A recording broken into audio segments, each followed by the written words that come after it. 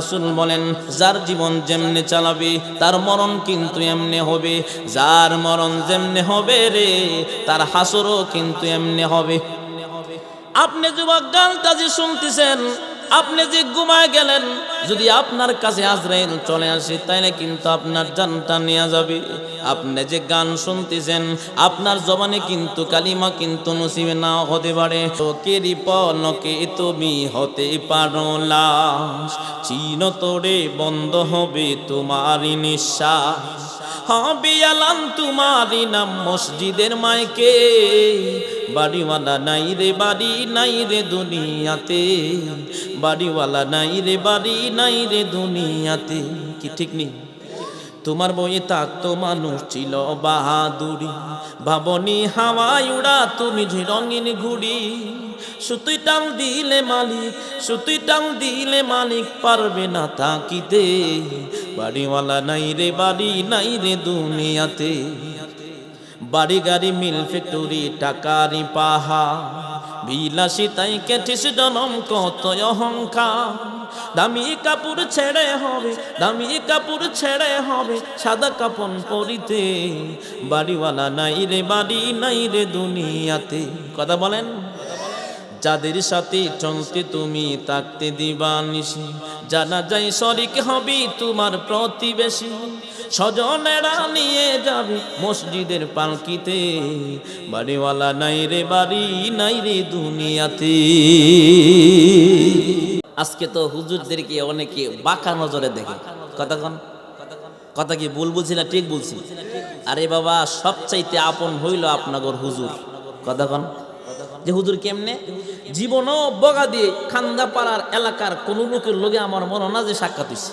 পাশে এক মাহফিলে আসছিলাম, ওই এলাকার মানুষের লেগে সাক্ষাৎ হইছে, কিন্তু আপনাগুলো লগে আমার কোনোদিন সাক্ষাৎ হয়েছে মনে হয় না। কিন্তু আমরা হুজুররা যখন মসজিদে জুমার নামাজ পড়াই তখন কিন্তু আপনাগুলো লেগে প্রতি মাসে 4 বার আমরা দোয়া করি যে আল্লাহ আমাকে মাফ করে দাও, আমার মাকে মাফ করে দাও, আমার বাবাকে মাফ করে দাও, আমার আওলাদ যারা দুনিয়া থেকে বিদায় হয়েছে আল্লাহ আমার পাড়া প্রতি সবাইকে মাফ করো। পাশাপাশি দোয়া করে আল্লাহ সমস্ত বিশ্বের মুসলমানদেরকে শান্তি দাও। তাহলে দোয়া করছি কিনা? তাহলে যিনি আমার জন্য প্রতিনিয়ত দোয়া করে তিনি আমার আপন। কথাগণ, আজকে আলেমদেরকে জঙ্গিবাদ বলে, আমরা বলতে চাই যারা আলেমদেরকে জঙ্গিবাদ বলে তারাই হলো জঙ্গিবাদ, আলেমরা জঙ্গিবাদ হতে পারে না। আরো জোরে বলেন ঠিক কিনা? বিদ্রোহী বিপ্লবী মৌলবাদী কেন জঙ্গিবাদী বলবো নাকি? বিদ্রোহী বিপ্লবী মৌলবাদী কেন জঙ্গিবাদী, সত্যের পক্ষে গান গায়ে বলে আমি বিদ্রোহী, সত্যের পথে ডাকি বলে আমি বিপ্লবী, কোরআনের কথা বলি তাই বলে আমাকে জঙ্গিবাদী, বিদ্রোহী বিপ্লবী মৌলবাদী কেন জঙ্গিবাদী, আমি বিদ্রোহী বিপ্লবী মৌলবাদী কেন জঙ্গিবাদী। কি মনে করে ওই হনুমান দাড়ি টুপি দেখিলেই তালেবান, আবার সিংহের চাইতেও বেশি ভয় পায় মাথায় পাগড়ি দেখে যদি, বিদ্রোহী বিপ্লবী মৌলবাদী কেন জঙ্গিবাদী। জোরে বলেন ঠিক কিনা? জন্মের পরে কানে আজান কি হয়নি, তুমি মৌলবাদী ছাড়া হওনি। কি গান হয়েছে? জন্মের পরে কানে আজান কি হয়নি, তুমি মৌলবাদী ছাড়া হওনি, আবার মরণের পরে জানাজা কি পড়াবে তখন তুমি কই পালিয়ে যাবি, বিদ্রোহী বিপ্লবী মৌলবাদী কেন জঙ্গিবাদী। বেহায়া নারী রয় কেমন কথা, ইসলাম মানি তাদের মাথা ব্যথা। কথা বলেন। আবার পর্দার কথা যদি বলি আমি হয়ে যাই ফতুয়াবাজি, বিদ্রোহী বিপ্লবী মৌলবাদী কেন জঙ্গিবাদী, কেন বিদ্রোহী বিপ্লবী মৌলবাদী কেন জঙ্গিবাদী। আলেমদের সাথে থাকার দরকার আছে না নাই? আল্লাহ নিজে কোরআনে বলছে। কি বলছে? আল্লাহ নিজে কোরআনে বলে, ইয়া আইয়ুহাল্লাযীনা আমানুত্তাকুল্লাহা ওয়া কুনু মা'আস সাদিকিন।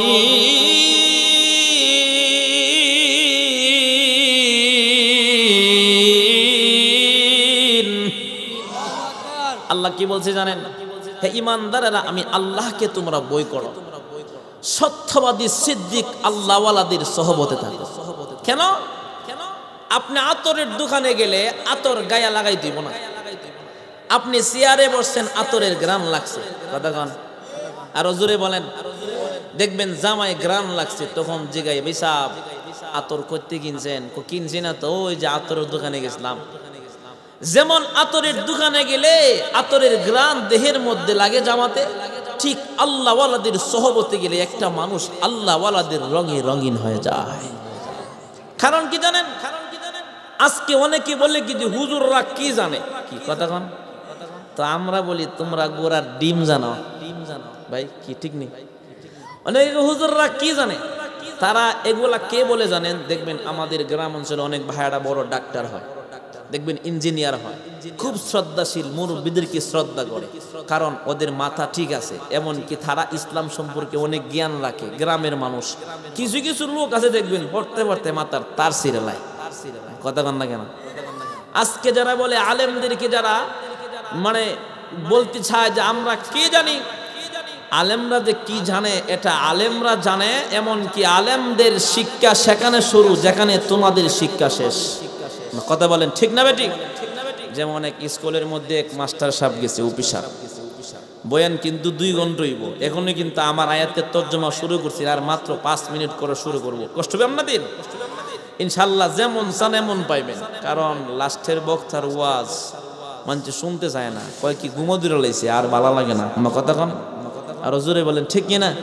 এখন আপনার করে ধরে রাখতেইব না ভাই, কথা কন আরো জোরে বলেন ঠিক কিনা? যেমন ভাত খাইতে গেলে দেখবেন একটা রুশ দেয়, সবাই হাত তোলেন, হাত তোলেন, হাত তোলেন, নাড়াচাড়া দেন, নাড়াচাড়া দেন, হাত নামান, হাত নামান। শুনেন, সামনে কিন্তু স্পেশাল আছে, কথা বলেন ঠিক কিনা? কারণ দেখবেন দাওয়াতে গেলে প্রথম রুশ দেয়, ইচ্ছা মতে খায়, এরপরে গরুর গোশত দিয়ে খায়, এরপরে দেখবেন যে কোনো একটা ভালো কিছু দেয়, ডাউল দেয়, পরে দই দেয়, দই নিজে হাতে নিয়ে নিজে খাইলে খা, না আরেকজন দেলায়, কথা কন ঠিক না? শেষ বক্তব্য দইয়ের মতো খাইলে খাও, না খাইলে বাজ্য গা, কথা কন ঠিক না? আমরা সবাই দোয়া নিয়ে যাবো, রাজি তো ইনশাআল্লাহ? তো এক মাস্টার সাহেব স্কুলে গেছে, গিয়ে কয় বাচ্চারা তোমরা কি করো? স্যার আমরা অঙ্ক করতেছি। তাইলে তোমরা যে অঙ্ক করতেছ, তো তোমরা বলো তো দেখি, আমি বাড়ি থেকে আমার আসতে সময় লাগছে প্রায় 25 মিনিট, আমার বয়সটা কত? তখন ছাত্ররা মাথায় হাত দিয়ে কই, স্যার জীবনে কত অঙ্ক দিল আমার ঘরে স্যারেরা, এমন তার সেরা অঙ্ক জীবনে কেউ দিছে না। বলতেছি স্যার এটা আবার কি অঙ্ক? তোমরা কে আসো করতে পারবা বলো? আমার বাড়ি থেকে আসতে 25 মিনিট সময় লাগছে, বলো তো আমার বয়সটা কত? তো দেখবেন কিছু কিছু পোলা মাছ আছে না, গ্রামের মানুষ দেখবেন অনেক মাশাআল্লাহ অনেক খুব ছালো বিচক্ষণ, এক ছেলে স্যার আমি পারো, স্যার আমি পারো, তাহলে অঙ্কটা কর। তো হের লগে কয়েকটা মিলে একসাথে কলম নিয়ে কি জানি লিখতেছি। এক মুহূর্তে তখন স্যাররে বলতেছে, স্যার অঙ্ক তো খুঁজে পাইতেছি না, না দেখি তোরা বাহির করতে পারোস কিনা। একটু পরে বলতেছেন, স্যার বলতেছে কি আমার বয়স পাইছ? তো একজন বলতেছে, স্যার আমি আপনার বয়স বাই করছি। বল আমার বয়সটা কত? আপনার বয়স হলো 60 বছর। জোরে বলুন কত বছর? তখন স্যার কিরি বাজার, আমার কয়েকদিনের ব্যবধানে সত্যি সত্যি 60 বছর। তো বাজান তুই কেমনে কইলে, কোন সূত্রটা দিয়ে আমার বয়সটা বাই করলে কত দিকে? তখন স্যার কিছু কইতেন না? তখন না কইতাম না, তুই ক। বলতে স্যার আমাগর বাড়িতে একটা আদা পাগল আছে, এর বয়স হলো 30 বছর। স্যার যেহেতু আমাগো বাড়িতে আদা পাগলের 30 বছর, তো ওই দিকে খেয়াল করে দেখলাম আদা পাগলের যদি 30 হয়ে যেত, আমনে পুরা পাগল, তাহলে 30 আপনার বয়স 60 বছর। কথা কন ঠিক না বেঠিক? আজকে যারা বলে বানর থেকে মানুষ সৃষ্টি হয়েছে, এমনকি আলেমদেরকে জঙ্গিবাদ আর মৌলবাদ বলে, আলেমদেরকে বলে তোমরা কি জানো, এমনকি ছেলেদেরকে শরিয়াতে আল্লাহ এবং কি শরিয়াতে উযু শেখায়, তারা বলে ছেলেদেরকে মূর্খ বানাচ্ছে। আমরা বলতে চাই তারাই হইল মূর্খ, তারা আদা পাগল নয়, তারা হলো পুরা পাগল। আরো জোরে বলেন ঠিক কিনা? কারণ আলেম ওলামারা নিজে আমল করে, তারা চায় জনগণকে জান্নাতে নিয়ে যেত, আর হেতে জনগণের পথভ্রষ্ট করে জাহান্নামে নিতে চায়। তারা বলে আমাগরতে শিক্ষিত কে আছে? যেমন পিঁপড়া রাস্তা দিয়ে হাঁটতেছে আর চিন্তা করতেছে, হা সারা জীবন শুনলাম আটলান্টিক মহাসাগরে নাকি টাইটানিক চলছে, যদি আমি আটলান্টিক মহাসাগর পাইতাম আর টাইটানিকে ছড়তে পারতাম তা আমার জীবন ধন্য যেত। কি কোন বলতাম নাকি? আপনারা আলেমদের পক্ষে আছেন তো? উপায় নাই, আলেম ছাড়া উপায় নাই। কারণ আল্লাহ জান্নাতের ভিতরে আল্লাহ নিজে বান্দাদেরকে সালাম দিব। সুবহানাল্লাহ কইতেন না? এ সালাম কি পাইতে চান তো? আল্লাহ নিজে কোরআনে বলছেন আমি জান্নাতি মেহমানদেরকে সালাম দিব। এমনকি আল্লাহ এমন একটা জান্নাত দিব, জান্নাতের ভিতরে যা চাইব সব আল্লাহ দিব। ওয়ালাকুম ফিহা মা তাশতাহি আনফুসুকুম ওয়ালাকুম ফিহা মা তাদউন।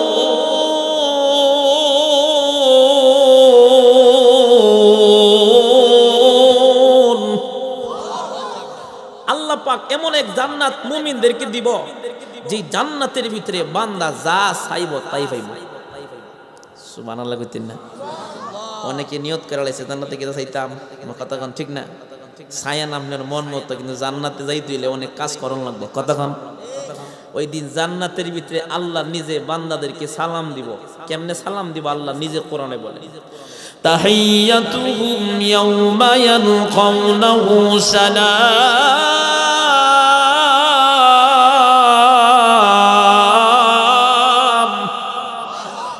আল্লাহ ওই দিন জান্নাতি মেহমানদেরকে সালাম দিব, আসসালামু আলাইকুম ইয়া ইবাদি। তাহলে জান্নাতে আল্লাহর সাথে সম্পর্কটা কেমন হইব? এরে ভাইয়েরা আমার, একটু মনোযোগ, যুবক ভাইয়েরা আমার। জান্নাতি যখন মানুষদেরকে আল্লাহ পাক যখন জান্নাতের ভিতরে ঢুকায়া দিবে গো, ওই দিন আল্লাহ পাক ডেকে বলবেন, বান্দা তোমাদেরকে আমি অনেক নিয়ামত দিলাম রে বান্দা, আর কিছু চাওয়ার আছে কিনা? তোমরা চাইলে আমার কাছে চাইতে পারো। কারণ আল্লাহ পাক কোরআনে বলছেন, নাহনু আউলিয়াউকুম ফিল হায়াতিদ দুনিয়া ওয়া ফিল আখিরাহ ওয়া লাকুম ফিহা মা তাশতাহি আনফুসুকুম ওয়া লাকুম ফিহা মা তাদউন নুজুলাম মিন গফুরির রহিম। জোরে বলেন না আল্লাহু আকবার। আল্লাহর পক্ষ থেকে পুরস্কার স্বরূপ মেহমানদারি হিসেবে জান্নাতীদেরকে আল্লাহ জান্নাত যখন দেয়া দিবে, আল্লাহ ওই দিন ডাকবে বলবে, কি কি আর তোমাদের লাগবে বলো? ওই দিন জনগণ, সাধারণ মানুষ যারা, আলেম সারা যারা, তারা বলবে, আল্লাহ আমাদের তো সব পাইলাম। এবার আল্লাহ আবার প্রশ্ন করবে, রে বান্দা আর কি বাকি আছে তোমরা বলো। ওই দিন সাধারণ মানুষ সকলে আলেমদের দিকে তাকায়া থাকবো। কার দিকে তাকায়া থাকবো? একটু জোরে বলেন না সুবহানাল্লাহ। কারণ আলেম ওলামারা ইবাদত করে আল্লাহ পাওয়ার জন্য, কথা কয় না? সাধারণ মানুষ এক্সিরে দেখবেন দোয়া করে, আল্লাহ তুমি আমার জাহান্নাম থেকে মুক্তি দিয়ে আমার জান্নাত দিও। আর আলেমরা দোয়া করে, আল্লাহ তুমি যাই দেও তোমার যেন পাই। যেমন আব্দুল কাদের জিলানী রাহমাতুল্লাহ আলাইহি, তিনি সব সময় দোয়া করতো, আল্লাহ তুমি যদি আমারে জাহান্নামে দাও, কোনো আমার কষ্ট নাই, তোমারে কিন্তু জাহান্নামে গেলে হাইতিব। কথা কন যে আল্লাহ তুমি আমারে যদি জাহান্নামে দাও আমার কোনো আপত্তি নাই, আল্লাহ তুমি যদি আমারে জাহান্নামে দাও আমার কোনো কষ্ট নাই, কিন্তু শর্ত হইল জাহান্নামে আমি তোমারে চাই।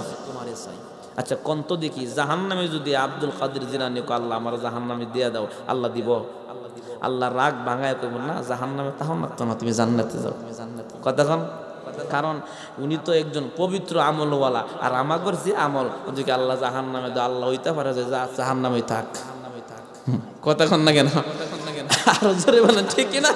এমনও তো হইতে পারে, কারণ যে আমল আল্লাহ ওয়াজ মাহফিল হয় না, গান উনলে সবার আগের কাতারে, ওয়াজের জন্য 5 টাকা চাইলে 50 টাকা দেয়, 50 টাকা চাইলে 20 টাকা দেয়। মসজিদের বেতন চাইলে দেখবেন 10 মাস বাকি গেলে পাগল লেগে সুজ্ঞা নাকি। কথা কন না কেন? আর জোরে বলেন ঠিক কিনা? এমনকি দেখবেন গালের জন্য টাকা চাইলে 500 টাকা, ও কি ব্যাপার, আগের কাতার আমার নামটা দিস, আছে না নাই? আর জোরে বলেন, যে আমলে আমল লই আল্লাহ ছাড়া কেউ জানে না কেমনে যে জান্নাতে যাইতাম। সবাই আমরা আমল বালা করব, জোরে বলেন ঠিক কিনা? সূরাতুল আনফালের আয়াত পড়ছে, আয়াতগুলা কব একটু পরে বলতেছি ইনশাআল্লাহ। থাকবেন না যাইবেন গা?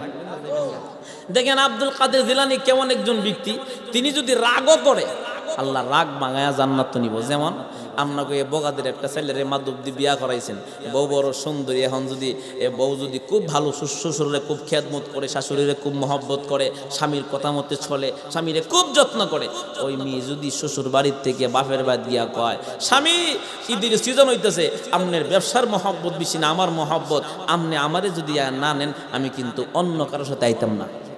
তখন যদি ভালো স্ত্রী হয় তাহলে বলছে ঠিক আছে তুমি মিষ্টি উষ্টি নিয়ে আইসি, কমলা টমলা নেও, তুমি খাও, চলো রাগ টাগ করে না বাড়িতে চলো। আরেকটা ছেলেরে বিয়া করাইছেন এই যে মদনপুর, বইলো খালা জোর করে বিয়া করাইছে।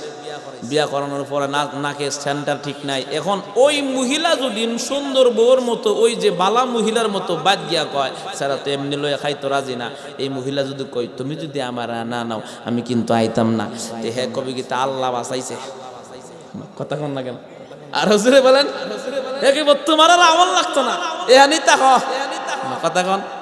আর হুজুরে বলেন তা আমাদের যে আমল খালা মহিলার মতো আমল, আমাদের আমলটা পবিত্র করার দরকার আছে না নাই? বাবাজিরা জুড়ে বলেন দরকার আছে না নাই?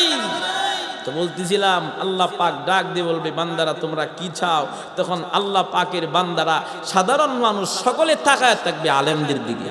তাহলে আলেমদের মহব্বত, আলেমদের সাথে থাকার দরকার আছে না নাই? আরো জোরে বলেন দরকার আছে না নাই? আজকে তো এই অবস্থা ইমাম সাহেব লাগে থাকে, ইমাম সাহেব কেমনে হাঁটে আপনারা খুব ভালো আমি জানি, ইমাম সাহেব কি করছে কি না, ইমাম সাহেব মানে এক মিনিট কেন আগে, এটা কি ঠিক? কতক্ষণ আরো জোরে বলেন, এবারে কি লুয়া না স্টিল? এবারে তো হালকা পাতলা জরুরতের সময় হইতে পারে, বাথরুমে গেছে, কই গেছেন ইমাম সাহেব? কতক্ষণ আরো জোরে বলেন। সমাজে মন এটা কি ঠিক? বাবাজিরা কষ্ট নিবেন না, এটা কি ঠিক? দেখবেন হালকা পাতলা দেরি হয়েছে, সমগম নাই, এত দেরি করে কেন? দেখবেন একটু বাজাল্লা কথা কইলে, দেখবেন হক কথা বললে মতি কিন্তু নষ্ট করে দিব, আছে না নাই? এগুলা করা যাবে? এরে আমার বাবাজিরা গভীর মনোযোগ, গভীর মনোযোগ, গভীর মনোযোগ, মন দিয়া শুনবেন। জান্নাতের ভিতরে আল্লাহ ডেকে বলবি বান্দা তোমাদেরকে অনেক নিয়ামত আমি দিলাম, আর কিছু চাওয়ার বাকি আছে কিনা বলো। এমনি জান্নাতীরা সকলেই তারা অবাক হয়ে তাকায়া থাকবে কি চাবো। ওই দিন আলেমদের সামনে তারা অবশ্যই সকলে তাকায়া থাকবে আলেমদের দিকে। এমনি আলেমদেরকে ডেকে বলবে আপনারা বলেন কি প্রয়োজন। ওই দিন আলেমরা বলবে ওগো প্রভু দুনিয়াতে অনেক নিয়ামত পাইছিলাম, আল্লাহ এখনো অনেক নিয়ামত পাইলাম, তবে সব কিছু পাইলাম তার মধ্যে একটা জিনিস এখনো পায় নাই। আল্লাহ পাক ডেকে বলবে বান্দা কি তোমরা পাওনা বলো।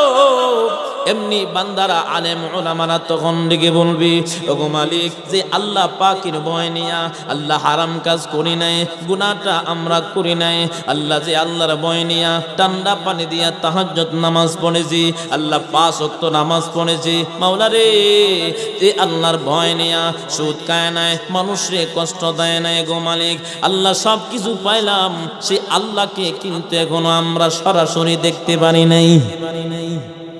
আল্লাহ পাক তখন ডাক দিয়ে বলবে ও বান্দা তোমরা যা চাইবা তাই পাবা, ঠিক আছে তোমাদেরকে আমি আল্লাহ দেখা দিব।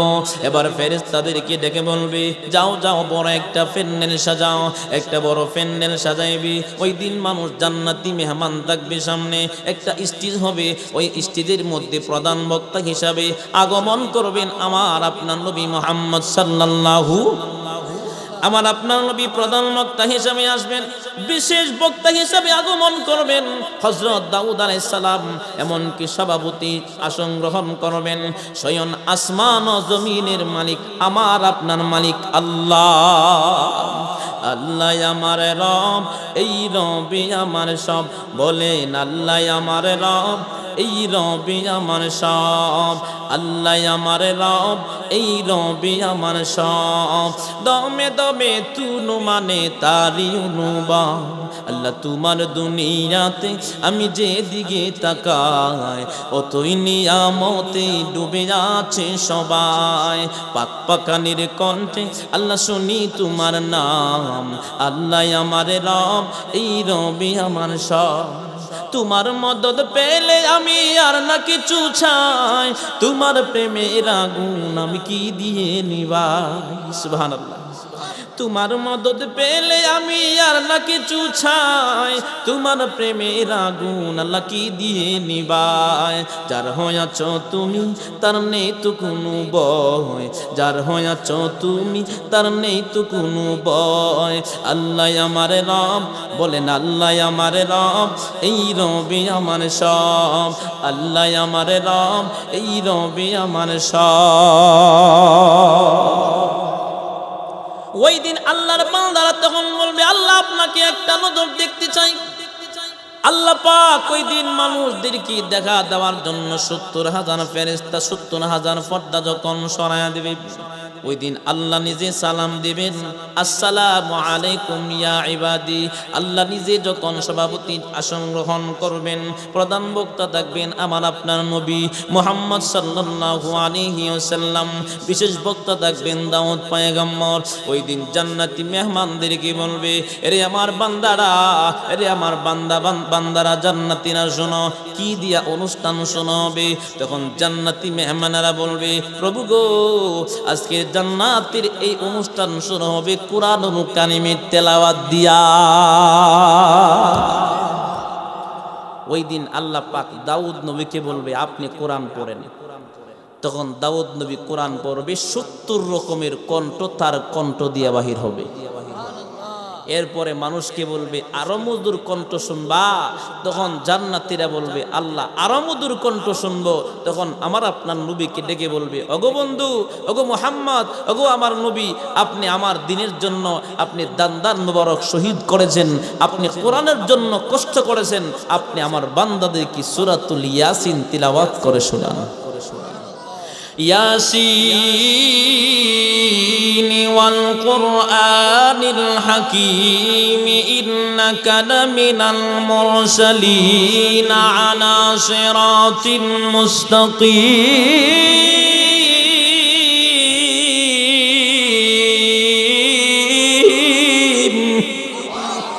ওই দিন যখন নবীজি কোরআন তেলাওয়াত শুনবে, তখন দাউদ নবীর কণ্ঠ দিয়া 70 রকমের, আর আমার আপনার নবীর কণ্ঠ দিয়া কত রকমের বাহির হবে আল্লাহ ছাড়া কেউ জানে না। ওই দিন আল্লাহর বান্দাদেরকে বলবে, আরো শুনবা? আল্লাহ আরো শুনতাম। সুবহানাল্লাহ বলেন। এমনকি আল্লাহ বলবে, তাইলে কি এখন শুনবা? কোরআন শুনতাম। আল্লাহ বলবে, আমার কুদরতি কণ্ঠ দিয়া শুনবানি? সুবহানাল্লাহ বলবেন না? তখন আল্লাহ পাক নিজে সূরাতুর রহমান তেলাওয়াত করবে। আমরা তো দুনিয়ার জমিনে পড়ি আর রহমান, আর আল্লাহ তেলাওয়াত করবে আনার রহমান। আল্লাহ নিজে বলবে, আমি দুনিয়াতে বহু মানুষের কণ্ঠ দিয়েছিলাম, আমার বন্ধুকে আমি কণ্ঠ দিছি, এখন আমার কোরআন আমার কুদরতি কণ্ঠ দিয়া শুনবা। ওই দিন জান্নাতি মেহমানদেরকে আল্লাহ নিজে তার কুদরতি কণ্ঠ দিয়া কোরআন শোনাবে। আনার রহমান আল্লামাল কুরআন খালাকাল ইনসানা আল্লামাহুল বায়ান।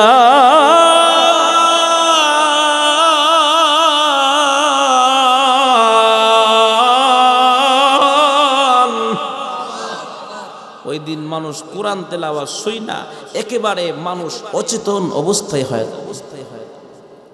এরে আমার যুবক ভাইয়ের, আমার বাবাজিরা, গভীর মনোযোগ। আল্লাহর বান্দারা যখন কোরআন তিলাওয়াত যখন শুনতে থাকবে রে ভাইরা আমার, ওই দিন আল্লাহর মেহমান যারা জান্নাতি মেহমান, তাদের জন্য জান্নাতি হুর যারা আছে, দুনিয়ার জমিনে যারা স্ত্রী ছিল, এমনকি জান্নাতের ভিতরে একজন পুরুষকে আল্লাহ পাক 70 জন হুর দিব। কয়টা হুর দিব? 70টা হুর দিবে। এমনকি জান্নাতের ভিতরে স্ত্রীগণ সকলে আবার চিরকুট লিখবে, আল্লাহর কাছে চিরকুট পাঠাইয়া দিবে। এবার চিরকুটে লেখা আল্লাহর কাছে প্রস্তাব পাঠাইবে, মাওলা ওগো মালিক, আমাদের স্বামীগুলোকে আপনি আমাদের মধ্যে আবার ফিরিয়ে দেন। আল্লাহ আমাদের স্বামীরা যদি এখনো না আসে, আল্লাহ সারা জীবন শুনবে আপনার জবান থেকে কোরআন তেলাওয়াত সূরা থেকে বিরত হবে না। ওই দিন আল্লাহ পাক নিজে কোরআনুল কারীমের তেলাওয়াত বন্ধ করে বলবে, যাও যাও আমার বান্দারা, তোমরা সকলে যার যার কামরায় চলে যাও, যার যার জান্নাতের স্থানে চলে যাও। ওই দিন যখন জান্নাতে চলে যাবে, এবার স্ত্রীদের সামনে যখন চলে যাবে, এবার স্ত্রী সকলে এমন করে তাকায় থাকবে। তখন স্বামীরা বলবে তাকাই রসুন গিল্লিগা, মানে স্ত্রী বলবে, স্বামী বলবে তাকাই রসুন গিল্লিগা, ও আমনি কেটা? সুবহানাল্লাহ বলেন। বলবে আমি কেটা মানে, আমি তো তোমার স্বামী। কোন না না, আমনে তো খালা বেড়া আসলেন, আমার কথা কোন ঠিক না, এখন আপনি সুন্দর গেছেন গিয়া, ব্যাপারটা কি তা? সুবহানাল্লাহ বলবেন না। ওই দিন ডাক দিয়ে বলবে আমার স্ত্রী শোনো, আল্লাহর সাথে সরাসরি সাক্ষাৎ হয়েছে রে, আল্লাহকে আমরা সরাসরি আমাদের চক্ষু দিয়া দেখেছি, আল্লাহর নূর আর তাজাল্লি আমাদের কেমন করে টাচ করেছেন, আগে যেমন ছিলাম এর থেকে কোটি কোটি গুণ বেশি আমরা সুন্দর হয়ে গেছি। তাহলে আমরা সবাই আলেমদের সাথে থাকবো তো ইনশাআল্লাহ, এমনকি 5 ওয়াক্ত নামাজ পড়বো, আলেমদের কাছ থেকে কোরআন শিখবো। বাবাজিরা রাজি আছে তো ইনশাআল্লাহ? আপনাদের সামনে আমি সূরাতুল আনফালের আয়াতগুলি পড়েছিলাম। আমরা অনেকে মুমিন দাবি করি, মুমিন দাবি করলে শুধু কি মুমিন হওয়া যায় নাকি? মূল ওয়াজ কিন্তু আরম্ভ হয়ে গেছে বাবা। সূরাতুল আনফালের যে আয়াতগুলো পড়লাম, আমরা কিন্তু অনেকে মুমিন দাবি করি, মুমিন দাবি করলে শুধু মুমিন হওয়া যায় না, 5 লাখ টাকা দিয়া হজ করলে শুধু আল্লাহর কাছে পবিত্র হওয়া যায় না, 5 ওয়াক্ত নামাজ পড়লে শুধু আল্লাহর কাছে পেয়ারা হওয়া যায় না, এমনকি মাথায় পাগড়ি পাঞ্জাবি লাগাইলে শুধু আল্লাহর কাছে পেয়ারা হওয়া যায় না গো। আল্লাহর কাছে পেয়ারা হওয়া যায় যার দিনটা বড় ভালো, আল্লাহর কাছে সেই লোকটা বড় ভালো। যার দিনটা নষ্ট, পৃথিবীতে সম্মান হলেও আল্লাহর কাছে তার 2 পয়সার দাম না। কি কথা কন? যেমন লুকমানে হাকিম আল্লাহর একজন বান্দা ছিল, তিনি অত্যন্ত বিশ্রী একজন মানুষ ছিলেন, কিন্তু তাকে আল্লাহ এমন পছন্দ করছে, তার নামে একটা সূরার নামকরণ করেছে সূরাতুল লুকমান। এত আস্তে সুবহানাল্লাহ কয়, পিছনের মানুষ মনে করে সামনেতে তো কইতেছে, আমরা খাওয়ার দরকার কি তা? আমার কথা কোন ঠিক না? এ যুবক ভাইয়ারা কেডা কেডা আসুন একটু হাত তোলেন, এখানে মুরব্বীরা না, যুবকরা হাত তোলেন। আছেন তো যুবক ভাইয়ারা ইনশাআল্লাহ? হাত নানান, আগামী দিনের ভবিষ্যৎ যুবকেরা, কথা কোন ঠিক কিনা? এবছর মাহফিলটা হইছে, আগামীতে আরো বড় হইতো, কথা কন না কেন? মুরব্বীরা একটু বইছেন, যুবকরা খুশি হয় কেন জানেন? আমাদের কিছু কিছু শিক্ষিত লোকেরা সংসদ থেকে বলে কি যে নাটকের স্থানগুলো, এমনকি এই গানের স্থানগুলো, নাটকের স্থানগুলো, কোরআনের মাহফিল এখন দখল করে ফেলেছে। আজকে আমার যুব সমাজ সবাই ওয়াজ মাহফিলের আসক্ত। তারা কয় কি জানেন, গান শুনলে নাকি মাথা ওয়াশ হয়, ঠাড়া ভরে, কথা কন ঠিক কিনা? গান শুই না কোনোদিন শুনছেন কেউ মুসলমান হয়ে গেছে? কথা কয় না? কেউ শুনছেন কোনোদিন যে গান শুই না নামাজিছে? কথা কন না? গান শুই না কলজা ফুটছে, গাঞ্জা খাওয়া শিখছে, কথা কন? আর ওয়াজ মাহফিল শুই না অনেক যুবক ইমানদার হয়ে গেছে। আগামী বছর যুবকেরা স্পেশাল হইতো, কথা বলেন ঠিক কিনা? লোকমানে হাকিম তিনি খালু বিশ্রী একজন মানুষ ছিল, তো তিনি এমন কথা বলতো, মানুষ তার চারপাশে দাঁড়ায় কথাগুলি শুনতো। কারণ মানুষ যতই বিশ্রী হোক না কেন, দিলটা ভালো হলে আল্লাহর কাছে অনেক দাম। কারণ আল্লাহর কোরআন সাক্ষী, একটা মানুষ যদিও বিশ্রী হয়, আল্লাহর কাছে এই পৃথিবীর সব কিছুর চাইতে মানুষটা দামি। আল্লাহ নিজে কোরআনে বলছে, বলবো তো ইনশাআল্লাহ? والتين والزيتون وطور سينين وهذا البلد الأمين।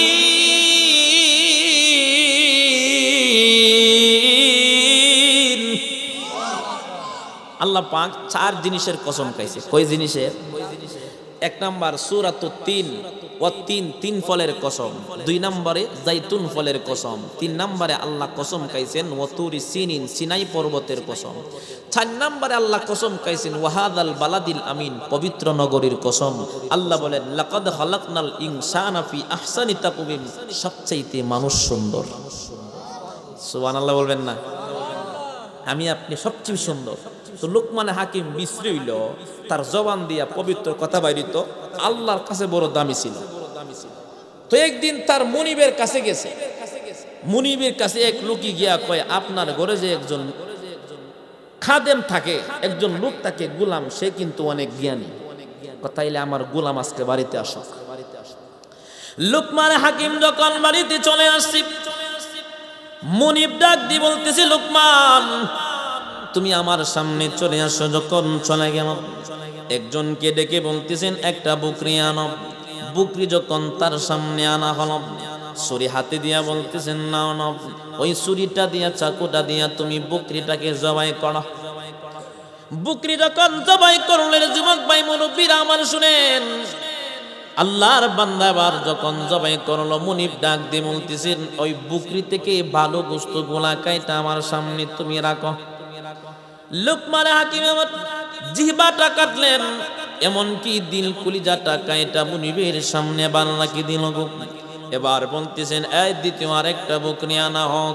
আরেকটা বকরি যখন নিয়ে আসলো, লুকমান হাকিমকে বলতেছেন, এই লুকমান তুমি এই বকরিটা জবাই করো। এবার চাকু দিয়া জবাই করলেন।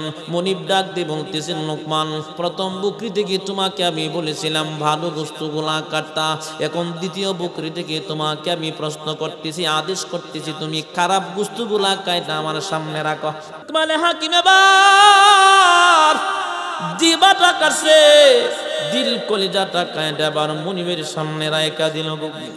মুনিব মুস্কি মুস্কি হাসতেছেন। ও হাসেন কেন?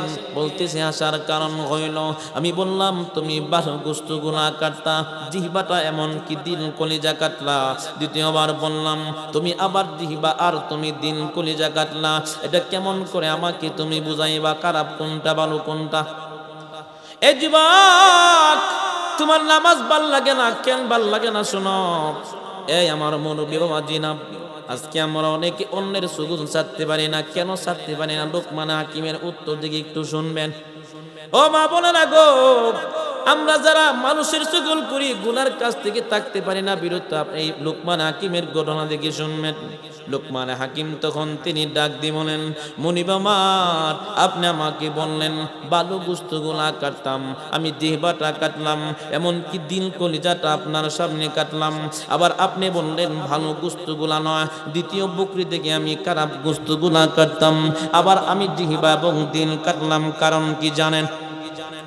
লুকমান হাকিম তিনি ডাক দিয়ে বলে, মুনিব আমার, একটা মানুষের যদি জিহ্বাটা আর দিলটা যদি ভালো হয়ে যায়, সেই মানুষটার সারাটা দেহটা ভালো হয়ে যায়। কথা বলেন, একটা মানুষের জিহ্বার দিলটা যদি ভালো হয়ে যায়, সেই মানুষটা আল্লাহর কাছে অনেক পেয়ারা হয়ে যায়, মানুষের কাছে অনেক দামি হয়ে যায়।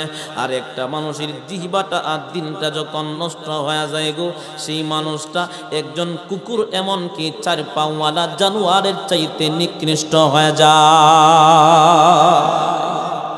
এজন্য রিদমাত বাইর আমার, আল্লাহ পাক বলতেছেন, ইন্নামাল মুমিনুনা আল্লাযীনা ইযা যুকিরাল্লাহু ওয়াজিলাত কুলুবুহুম। আল্লাহ পাক বলেন, যারা বলবে আমি মুমিন, তাদের মধ্যে 5টি গুণ থাকতে হবে। জোরে বলেন, কয়টি গুণ? সংক্ষেপে 5টি গুণের কথা আমি বলতেছি। আল্লাহর বান্দা যার মধ্যে, নারী এবং পুরুষ এবং নারী এমনকি যুবক বৃদ্ধের মধ্যে যার মধ্যে 5টি গুণ থাকবে, আল্লাহ পাক 3টা পুরস্কার দিবে। কয়টা পুরস্কার? আল্লাহ পাক বলেন, 1 নাম্বার গুণ হলো আল্লাহর নাম যখন তার দিলে যখন স্মরণ হয়ে যাবে, তখন সেই বান্দাটা বলবে আমি গুনাহ করব না, এমনকি দিল কায়েপা উঠবে। সেই ব্যক্তি বলবে না না আমি গুনাহ করতে পারবো না। এমনকি ব্যাখ্যা হলো, আজান যখন তার কানে চলে যাবে, সে বলবে আগে আমার নামাজ, পরে আমার ব্যবসা, যদি আমি মরে যাই তাহলে আমার ব্যবসাটা কে করবে? কথা কন। এমনকি চাকরিওয়ালা বলবে আগে আমার নামাজ, পরে আমার চাকরি। এমনকি মহিলারা বলবে আগে আমার নামাজ, পরে আমার বাত পাক করা। আল্লাহ পাক বলেন, যারা আমার নামের ইজ্জত দেবে, এমনকি আমার নাম শুনি না তারা কম্পনিত হয়ে যাবে, তারাই হইল সত্যিকারের মুমিন। কিন্তু লাখবার আজানের দুনিয়া সে কানের মধ্যে যা দিনটা কাঁদে না, এমনকি গুনার কথা যখন সে গুনাহ করতে থাকে, তখন আমার নাম শুনলেও গুনাহ থেকে দূরে যায় না। সে দাবি করতে পারবে মুমিন, আসলে সে মিথ্যাবাদী মুমিন হতে পারে না। এজন্য মুমিন হওয়ার দরকার আছে না নাই? চোখের পলকে তুমি হতে পারো লাশ। কথা বলেন ঠিক কিনা? সাবধান যায়েন না, কিন্তু স্পেশাল আছে। কথা বলেন ঠিক কিনা? না কষ্ট পাইতেন আপনারা? একটু আল্লাহকে হাত তুলে দেখান। রাইতের ওয়াজ বালিশ পুলিশ লইতেন কথা কোন ঠিক কিনা? আমাদের মালিক কে?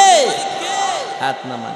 চোখেরই পলকে তুমি হতে পারো লাশ, চিরতরে বন্ধ হবে তোমারই নিঃশ্বাস, হবে আলাম তোমারই নাম মসজিদের মাইকে। বাড়িওয়ালা নাই রে বাড়ি নাই রে দুনিয়াতে, বাড়িওয়ালা নাই রে বাড়ি নাই রে দুনিয়াতে।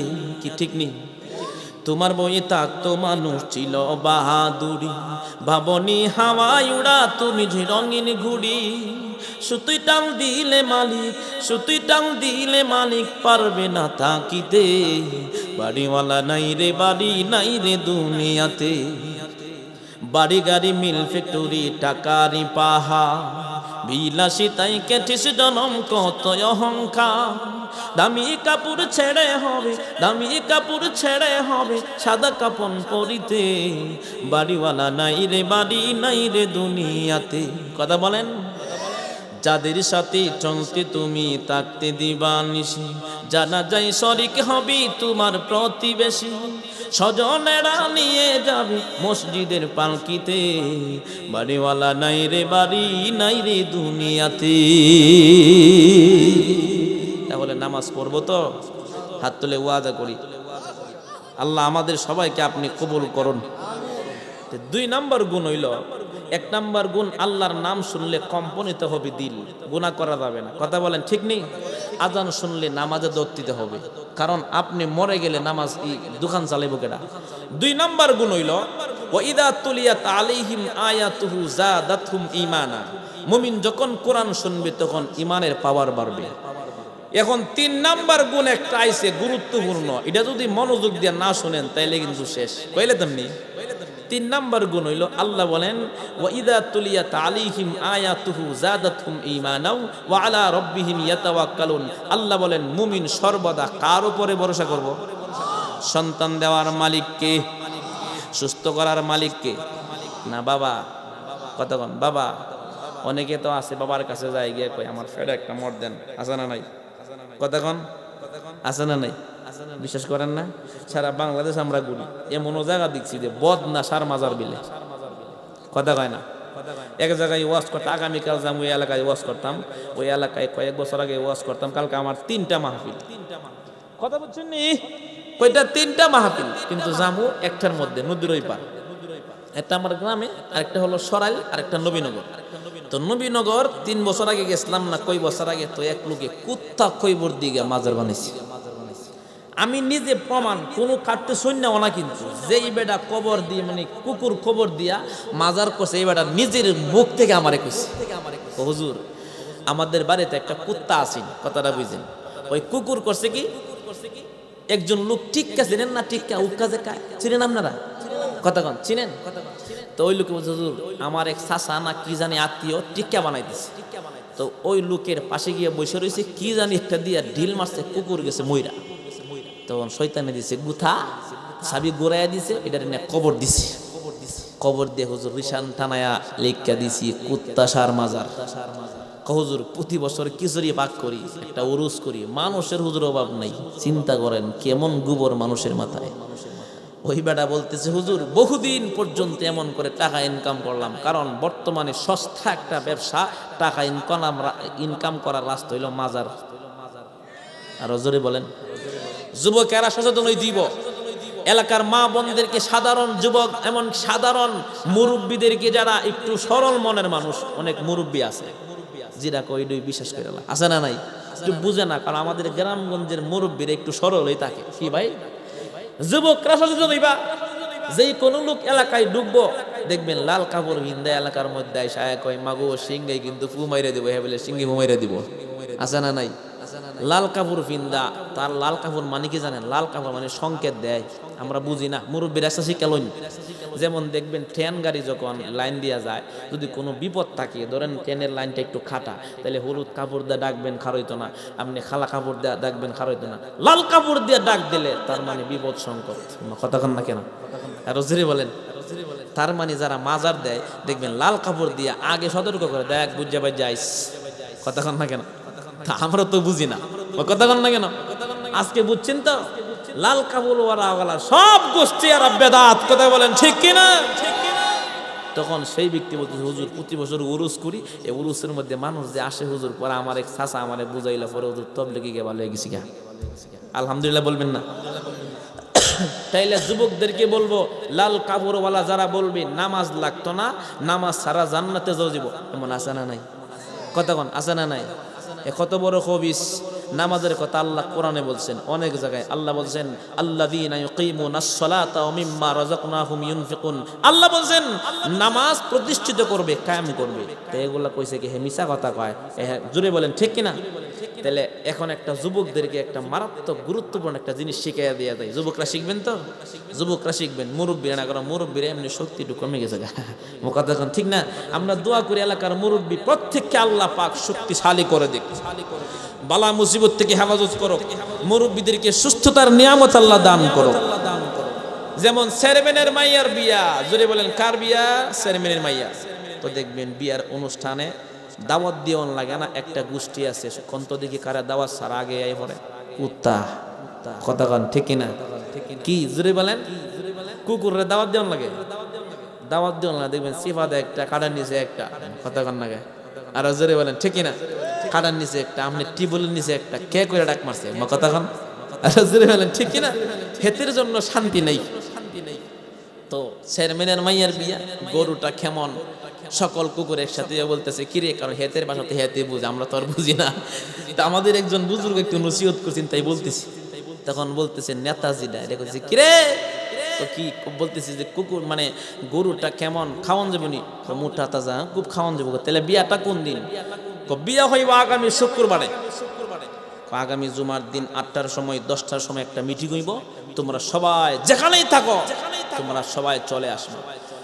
তো আত বাঙ্গা ফাওয়া বাঙ্গা যা আছেন খানালুলা সবাই বসছে। 10টার সময় মিটিং হয়েছে, যে ওসা জায়গাত নেতাটা যেটা মুডা এটা একটু তাকে এটা কিরে কি দার যন্ত্রণা তো আর সহ্য দিয়েছে না। দেখবেন হালকা পাত্তা অনেকে আমাদের সমাজে দাওয়াত দিলে দেখবেন আগের থেকে একটু একটু খায়, যেন বিয়ে দিয়ে খাইতে পারে। কথা কন না কেন? স্বাভাবিক না, খাওয়া বালা, কথা কন ঠিক না? কারণ বিয়ের বাইত এমনকি ভাই সেবের বাইত গিয়া আলহামদুলিল্লাহ বহুদিন পরে একটু নিয়ামত। তো ওই কুকুর বলতেছে কি তো তোর ভাল লাগতেছে না? তো একটা করতেছে বস আমি যাই দিক কাই কুতুর ভাগ হইছে, যা তুই দিক কে। তখন হয়ে গেছে গিয়া দেখি কি এর ভাগসা কইতো, বলে মাত্র গুস্ত দইতাছে। তো দেখবেন গুস্ত দইলে চর্বির টুকরা রক্তের টুকরা কিছু যায়, কথা কন না কেন? কুকুর করছে কি যে ডিম দে যাইতাছে, এর কিন্তু কুকুরের জিহ্বা অনেক লম্বা, হেমনে মনে চিন্তা করে বসে তো এখানে নাই, তে ফাউ খাওয়ান কিছু খাইয়া যায়। বাবুরচি তো আগে মিজাজ খারাপ, বুঝেন না নি, যে কোন সময় জানি বরযাত্রী আয় ভরে না জানি কোন বদনাম হয় বিয়া বাড়ির খাওয়ান। তো কুকুর করছে কি এক হাত দেড় হাত দূর দিয়া জিরবা লম্বা কইরা ওই যে যাইতাছে রক্তের টুকরা কিছু চর্বির টুকরা ছাটা ছাটা করে খাইতাছে। বাবুরচি সেদ উঠে গেছে, বাবুরচি গুস্তের ফাইতলা থইয়া রাইখা লম্বা চামচটা বিচারে বাই করছে, বাই কইরা ফাঁসা বরাবর ঠ্যাং বরাবর এই যে বাড়ি কে কে করতে করতে গেছে। কে কে যে ফিডা খায়া গেছে হেরে জিগায় বসে এমন হাতে রেখে তুই কেমন খাইছ? যাওয়ার লগে লগে ওই যাবা যদি বলেন যাবার লগে লগে তো আর একটা টাকা বস আমি যাই। তো যেটা ফাঁসাই গেছে তুই যা, যাইলে বুঝবি, কথা কন ঠিক কিনা? যাইলে বুঝবে কি যে কেমন খাওয়া মানে হেওয়া গেছে। হে আর ফিরা দেখা কয় না, দেখবেন কিছু কিছু মাজার পুজোর আছে ফিটটা বাস্তাত বললো হ্যাঁ কয় কি জানেন নি আমার খাজা বাঁচাইছে, কথা কন না কেন? আর বলেন ঠিক কিনা? হেতের মালিক হেদের খাজা বাঁচাইছে, বাঁচানোর মালিক কে? আর যদি বলেন বাঁচানোর মালিক কে? হে কত বড় খবিস, ফিটা মোরা খায় আমার চেটটা কয় না আমার খাজা বাঁচাইছে। তার মানে কি হে জাহান নামে যাইতো সেটা কাটতে কইতো না, লগে আমি করে লই দিত, কথা কন ঠিক কিনা? তো বলতেছি যে তুই যা ওর হয়ে গেছে গিয়া দেখি কি এর ভাগসা কইতো খালি গরম পানি করতেছে, গরম পানির ডেকের মধ্যে দিছি মুখ লাগায়া বাবুরছি তো আগে তুই মিজাজ 100 তো হাতের মধ্যে আছেন জগ, জগ নিয়া কিছু নিয়া পানি একবারে গরম পানি দিছি যাইলা, এটা নাকে মুখে সিল্লা গেছে, হে সিল্লাতে গেছে, এটার তো সিল্লের আওয়াজ একটু ডাবল। যাওয়ার পরে জিগে কিরে তুই কেমন খাইছ? আমি গরম গরম খাইছি। যে বলেন কেমন কেমন খাইছে? গরম গরম। এখন লিডার কুত্তা কইতাছে যে বস আমি গরম গরম, এমনি বলতেছে আমার যাওয়ার সময় তোরা এখন যাইস না। ঠিক আছে এবার বস্ত মোটা কাটা হে বাহাদুরি করে গেছে, গিয়ে দেখে ফাঁক শাক হয়ে শেষ। দেখবেন বিয়া বাড়িতে একটা ডেগ আছে, ডেগ মানে ঘর থাকে, খালি ঘর, এই ঘরে কেউ ঘুমায় না, এই ঘরের মধ্যে রাখে, বাবুর্চি বাইরে দেয়, দেখবেন শাহিদার রাখা হয়। তো ওই ঘরের মধ্যে বাবুর্চি রাখিয়া দরজার একটু আজায়া এবার গেছে আত্মাও দুইত। হঠাৎ করে বাবুর্চির কানা জানে কি এর আওয়াজ, তো কিরে কি এর আওয়াজ দিছে, ডেক ডিস্কের আওয়াজ দিছে, ঘরে তো কেউ নাই। বাবুর্চি কোনো মতে গেলি হা ওটা আত্মা দইতেছে, আদা মাদা দইছে, লম্বা চামিচ তো লগে আসই, কথা কন ঠিক না? এবার বাবুর্চি হাত পাও দয়া মানে হাত পা না দই লম্বা চামচলে আবার বেগ দিছে, দেখি কে আওয়াজ, আয়সা দেখি যে বাবা ঢুকে গেছে একজন কুত্তা। ডাক দেয়া কই কে কোথায় আছো তোরা, সবাই এদিকে আয়। সবাই আসছে পরে কুকুরে গিয়া ডেগের সিবাদ গিয়া লুকাইছে। বাবুর্চি ভিতরে ঢুকিয়া দুই তিন ডারে লইয়া ডাল আর যেই পারে হাতে লইয়া দরজা লাগায়া ফাঁসা বরাবর ঠেং বরাবর এই যে বাড়ির বাড়ি বাবু যাইছে বেড়া ভাঙ্গা বলাইছে। তখন হেরাজি গায়ে বস আমরা তো খাইছি যাওয়ার লগে লগে হে গরম গরম, আপনি কেমন খাইছেন? হে রে তোরারে তো আইতে দিছে খাওয়ানির ঘরে, আমার তো আইতেই দেয় না, আমারও তো এমন খাওয়ান খাওয়াইছে দরজা লাগায় খাওয়াইছে।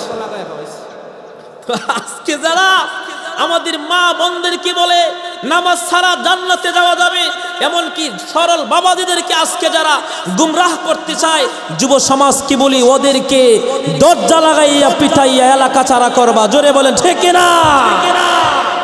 আল্লাহ আমাদের সকলকে কবুল করুক, জোরে বলেন আমিন। তাহলে ভাইয়ার আমার গভীর মনোযোগ, সংক্ষিপ্ত কথা, আমার বয়ান শেষ, আর মাত্র 10টা মিনিট। এই যে 22 বেজে গেছে, আর মাত্র 10 মিনিট 2-3 গুণের কথা কইলাম। আল্লাহ পাক বলেন ওয়া ইযা তুলিয়াত আলাইহিম আয়াতুহু যাদাতহুম ঈমানাও ওয়া আলা রাব্বিহিম ইয়াতাওয়াক্কালুন। আল্লাহ পাক বলেন 3 নাম্বার গুণ হলো মুমিন আল্লাহর উপরে তাকওয়া করবে। 4 নাম্বার গুণ হলো আল্লাহ পাক বলেন আল্লাযীনা ইউকিমুনাস সালাতা ওয়া মিম্মা রাযাকনাহুম ইউনফিকুন। আল্লাহ পাক বলেন 4 নাম্বার হলো নামাজ কায়েম করবে, নামাজ প্রতিষ্ঠিত করবে। 5 নাম্বার গুণ হলো, একটু জিকির করি, লা ইলাহা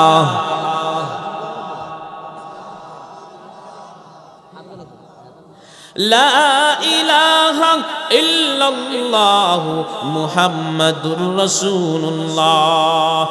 আমার 5 নাম্বার গুণটা হলো আল্লাহ পাক বলেন আমি যে বান্দাদেরকে রিজিক দান করলাম তা থেকে আমার প্রতি খরচ করবে। সুবহানাল্লাহ। আমার আপনার সম্পদের মালিককে। এখন আপনি বলে দেখেন সব কিছু কিন্তু আপনাকে সব কিছু রাইকা দিবে, দেহ থেকে জামাটা কোয়া রাইকা দিবে।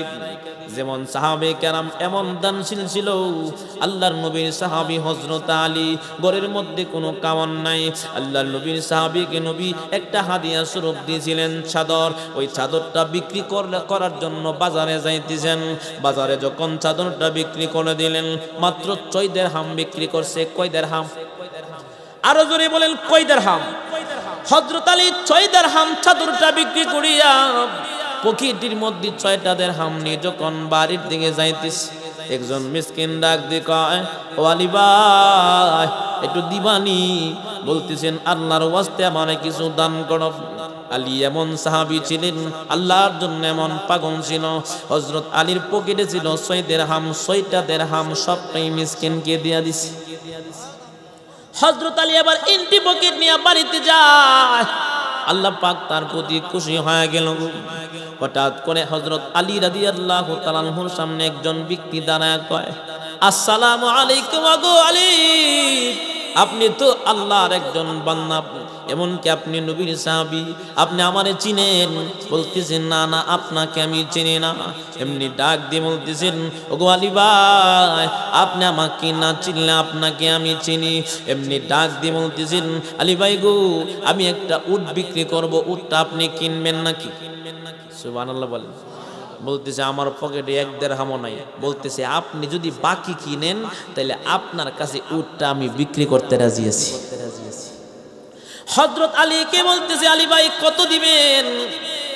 আলী বলতেছেন আপনাকে আমি 100 দিরহাম দিব। জোরে বলেন, কয় দিরহাম? এমনি ডাক দিয়ে বলতেছেন ঠিক আছে 100 দিরহাম।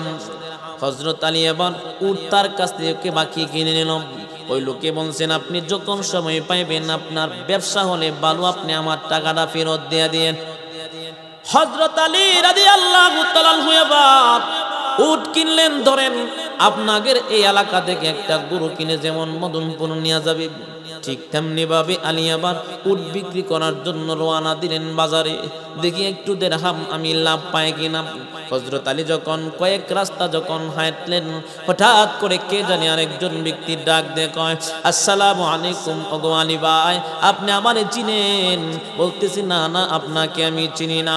ওগো আলী, আপনি আমাকে না চিনলে আপনাকে আমি ভালো করে চিনি। আপনি উট কোথায় নিয়ে যান? বলতেছি উট আমি বিক্রি করতাম। ওগো আলী, আপনি কি উটটা আমার কাছে বেচবেন নাকি? সুবহানাল্লাহ কইলেন না তো? একজনের জবান বন্ধ রাখবেন না, জোরে বলেন সুবহানাল্লাহ। আলী রাদিয়াল্লাহু তাআলা আনহু বলে, ও ভাই, আপনি কত দিরহাম আপনি আমার কাছ থেকে কিনতে চান বলেন? ওই আগন্তুক ব্যক্তি বলে, আলী গো, আপনার উটটা দেখতে অনেক সুন্দর, আপনার উটের দাম আমি নিজ মুখ দা বলতেছি শুনেন। ওই উটের দাম আমি সেই ইচ্ছাই দিতে চাই 160 দিরহাম। আলী রাদিয়াল্লাহু তাআলা আনহু আমার খুশি হইয়া উট যখন বিক্রি করে দিলেন, 100 দিরহাম দিয়া কিন্তু উট কিনেছিলেন। উটের টাকা নিয়ে এবার রওনা করছে। সামনে একটু আগানোর পরে ওই যে লোকটা উট বিক্রি করেছিল উনি আবার সামনে হাজির। ডাক দিয়ে বলেন, বাইরে, আপনি আমাকে উট বিক্রি করেছিলেন বা কিনেন, আপনার টাকাটা আপনি ফেরত নিয়ে যান।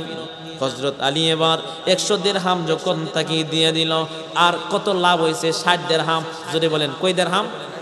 কারণ আলী রাদিয়াল্লাহু তাআলা আনহুর জন্য মানে আল্লাহর জন্য অনেক পাগল ছিল। যদি আপনারা বিরক্ত না হন, তার 2 মিনিট বাড়াইতাম, কইতাম নি বাবা? যে রাফিজনের মানুষ কইতাম নি? যেমন হযরত ফাতেমা রাদিয়াল্লাহু তাআলা একদিন অসুস্থ, তো হযরত আলী রাদিয়াল্লাহু আনহু জিগায়, কারণ মহিলারা একটু ওয়াজ তো করন লাগবো, কতক্ষণ ঠিক না? মহিলারা বলে বেড়ানতে ওয়াজ করে, আমগো ওয়াজ কই, কতক্ষণ ঠিক কিনা? তাহলে ফাঁকা 2 মিনিট কইরা লাই, কতক্ষণ যেন রাগ ঠাক না হয়, কথা বলেন ঠিক কিনা? তো হযরত ফাতেমা অসুস্থ, তখন ফাতেমারা জিগায়, ফাতেমা তোমার কিছু খাবার মন চাইতেছে? তোমার একটু জোর জোর বাপ। তখন হযরত ফাতেমা কই, স্বামী গো, আমার কিছু খাবার মন চায় না, আমার একটা ডালিম খাওয়ার মন চাইতেছে। কি খাবার মন চাইতেছে? ডালিম। তখন হযরত আলী বাজারে গেছে। বাজারে যাওয়ার পরে আবার হযরত আলী গিয়া দেখেন বিকাল বিকাল বাপ এক লোকে একটা ডালিম লিয়ে বইছে।